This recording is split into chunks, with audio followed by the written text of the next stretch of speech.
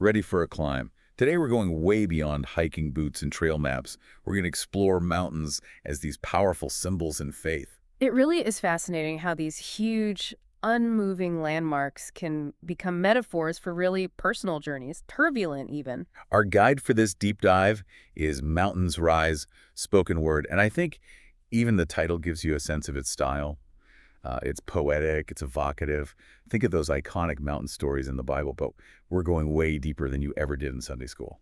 You know, it is interesting how mountains have held spiritual significance across so many different cultures throughout history, often seen as like a dwelling place for gods or a bridge between the earthly and the divine. Like these stories, they really tap into that very human yearning for something more than just everyday experience. Yeah, and this piece definitely captures that. It starts by highlighting mountains as places of testing. It uses this really intense imagery too, like rugged peaks and thin air being stripped bare. It's visceral. Yeah. It's about being pushed to your limits, right? Like being forced to confront challenges that reveal who you really are. And I think one of the most powerful examples of this is the story of Abraham. Oh, absolutely. Abraham's journey up Mount Moriah, it's agonizing. That command to sacrifice Isaac, the weight of that, I can't even imagine. It's a story that I think forces us to ask the really tough questions about faith and obedience. Oh. What does it actually mean to truly surrender to a higher power, especially when it asks something that feels impossible? That moment with the ram in the thicket always gets me. It's such a powerful image of unexpected provision. It's like even when things feel utterly hopeless, there's still possibility. Exactly, exactly. But it also foreshadows a much deeper sacrifice to come too, so it hints at the complexity of the story. This idea of provision, it resonates so strongly with our lives too, you know? Like Abraham, we feel lost sometimes or stuck, but then sometimes unexpected help arrives. It could be a new opportunity, a friend's support, even just a sudden shift in perspective. It reminds us that even in those moments of, as the source puts it, thin air, there's still something bigger at work. That's such a good point. I've definitely experienced those ram in the thicket moments, like where I was completely surprised by some kind of support or solution that just I never saw coming.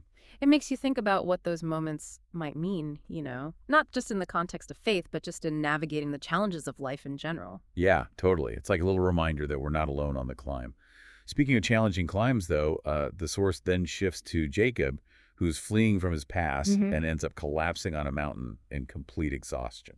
And there's a key difference here with Abraham, right? Like Jacob doesn't choose the mountain, he's driven to it, he's desperate. That's what's so interesting about it. It's not about him striving for a spiritual experience. It's about hitting rock bottom and then being met by the divine in that low point. And that latter imagery, connecting heaven and earth. I think it suggests that sometimes those encounters with the transcendent, they don't happen when we're at our strongest. They happen when we're most vulnerable. The source uses this phrase, divine intrusion, to describe those moments. It's like God just breaks into our very normal and messy lives when we least expect it. That line, surely the Lord is in this place and I did not know it, that one really struck me. Yeah. It really speaks to that idea that the sacred isn't confined to specific locations or rituals. It can be found in the most unexpected places, even in our struggles. Yeah.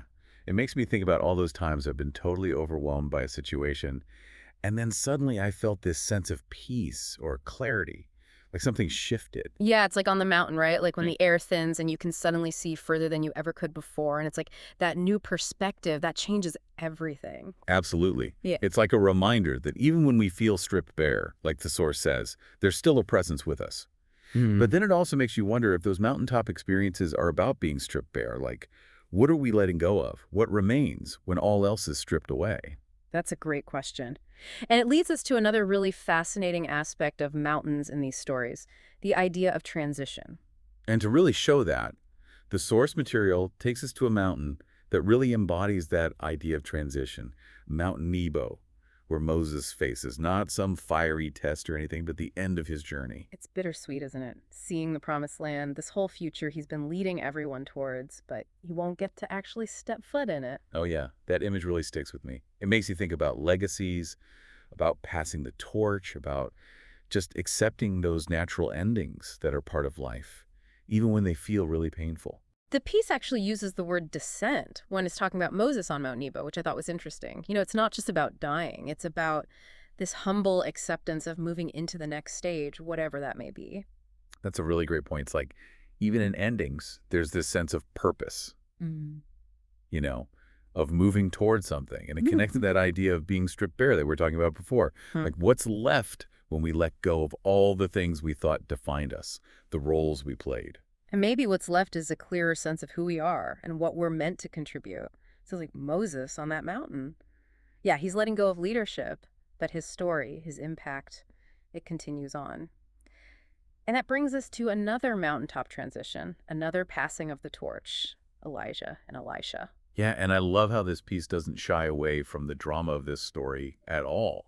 The whirlwind and that falling mantle, it's just so visually powerful. It's like the universe itself is part of this transfer of power, the continuation of a lineage. And I think it speaks to that idea of mentorship, building on the work of the people that came before you, carrying forward their vision, but then adding your own unique contributions. It's like in our own lives when we realize we're being called to do something new, something we weren't even prepared for. Mm. And we might feel that whirlwind of emotions, that sense of being swept up in something bigger than ourselves.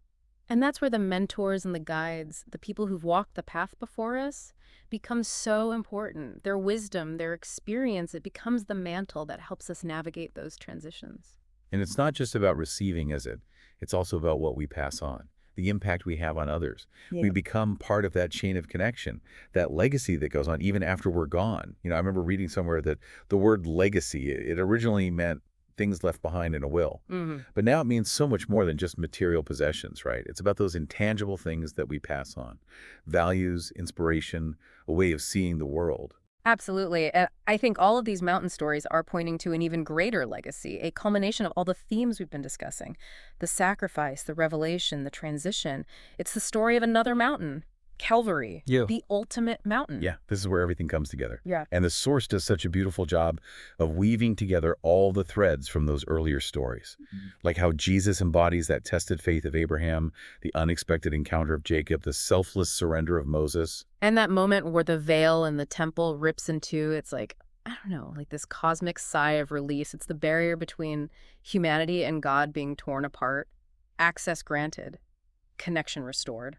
That image gives me chills every time. It's so visceral, so symbolic of everything these mountain stories have been leading up to, that yearning for connection, that desire to reach something beyond us. It makes you wonder, if these mountains represent those moments of being stripped bare, what is it that's being revealed in all that stripping away? Is it our true selves, our deepest longings, our connection to something much larger? The source doesn't really give us a definitive answer, but it invites us to think about the possibilities. And maybe that's the point. It's about asking those questions, wrestling with those mysteries, even when we don't have all the answers. It's like climbing a mountain. It's more about the journey than just getting to the destination.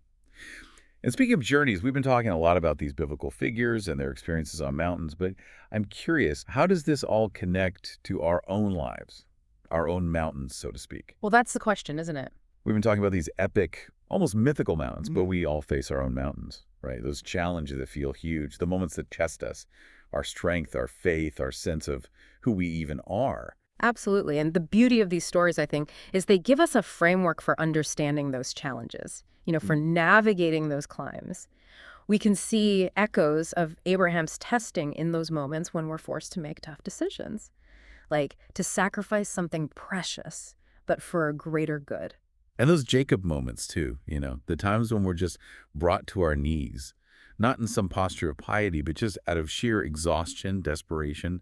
It's like those times when, like Jacob, we might be surprised by a glimpse of the divine right in the middle of our struggles. The source mentions these thin places, those spaces where the veil between the earthly and divine seems super permeable. And I think those thin places can be found on mountaintops, yeah, but also in the valleys, in moments of brokenness and surrender. It's like the source is saying the mountain itself isn't really the point. It's about what we discover about ourselves along the way, the resilience we find, the clarity that comes, the unexpected moments of grace. And the legacies we create. I mean, we might not be leading nations to a promised land like Moses, but we all have some sphere of influence, a circle of people we impact. What are we passing on to them? What kind of mantle are we leaving behind, like in that Elijah story? That is a powerful question. Makes me think about the teachers who inspired me, or friends who've really challenged me to grow, the family who's shown me what it means to love unconditionally. Those are the mantles I carry, the legacies that shape my journey. And just like those figures in the Bible, we're all invited to add our own thread to that tapestry, to build upon those legacies, to find our own unique way of expressing faith, of serving, of loving. This deep dive has been amazing. And I have to say, Mountains Rise, spoken word, it's such a beautifully written piece. I really encourage everyone listening to check it out and see what speaks to them. Oh, the imagery is just fantastic. The language is so powerful. It really captures that majesty and mystery of these mountains and the stories that they hold. And, you don't have to climb Mount Everest to experience these truths. The mountains are all around us. In the challenges we face, the relationships we have to figure out, the moments that force us to confront our limitations and our deepest longings. So next time you're facing a mountain, whether it's literal or metaphorical, remember all the stories we talked about today. Remember Abraham's unwavering faith, Jacob's unexpected encounter, Moses' selfless surrender, and Elijah's powerful legacy. And remember, you're not alone on the climb. Even on the steepest paths, there's beauty to be found, lessons to learn, and a deeper connection waiting to be discovered. And who knows, you might even find yourself in one of those thin places where the air is a little thinner, the view a little clearer, and the presence of something greater feels just a little bit closer. Until next time, keep seeking out those mountaintop experiences, whether they're literal or metaphorical, and keep diving deep.